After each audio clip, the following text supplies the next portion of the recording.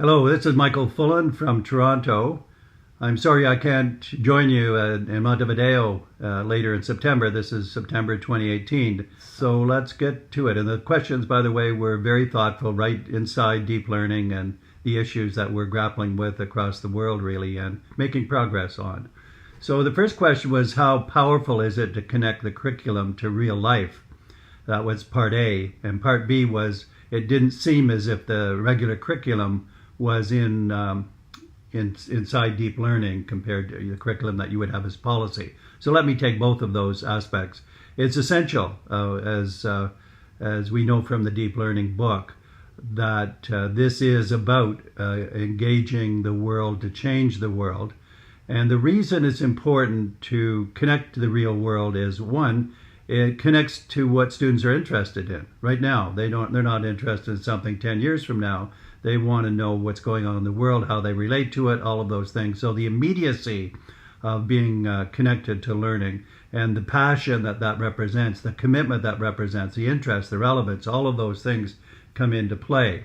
We don't specify the curriculum beyond the curriculum within the 6 C's, for example, and the powerful pedagogy, but it is expected that you will be able to, whether it's literacy or numeracy or science or civic studies or whatever, you can connect the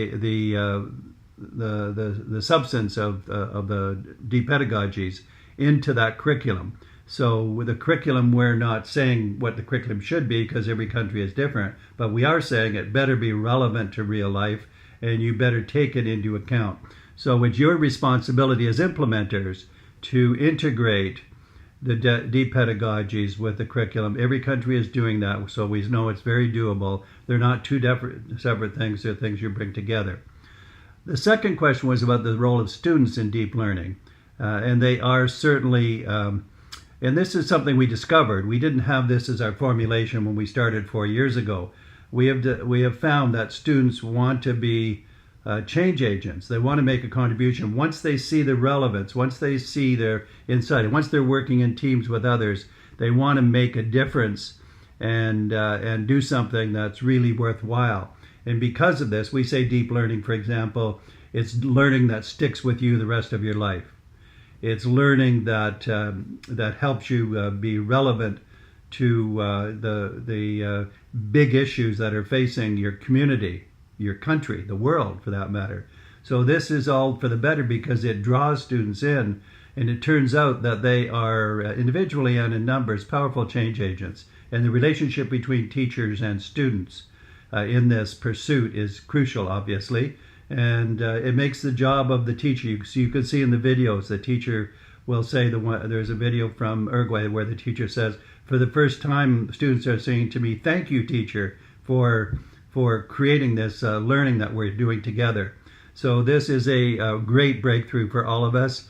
Instead of students being bored or doing it because they're supposed to do it, they're active partners engaging it, and it becomes really powerful learning and powerful contribution. The third question was about whether how we think about how the progressions are working out. How would we evaluate them?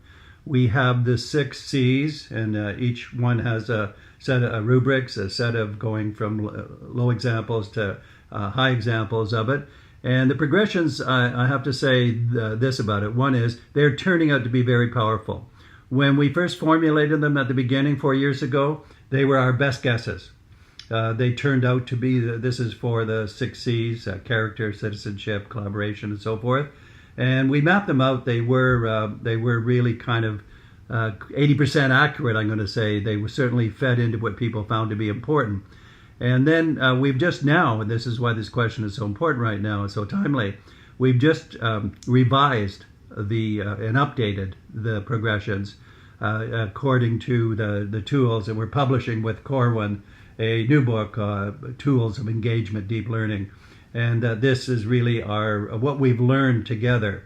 So what's really important about this is A, we got it pretty right to begin with, and B, in partnership, we've developed it to a high level of refinement, and that high level is going to be available by January 2019 in book form, and with lots of examples and videos and protocols to work through. So we've made really great progress together on this. The fourth question was teacher as activator. We know that that's in there. And the question was, well, is there such a thing as deep teaching?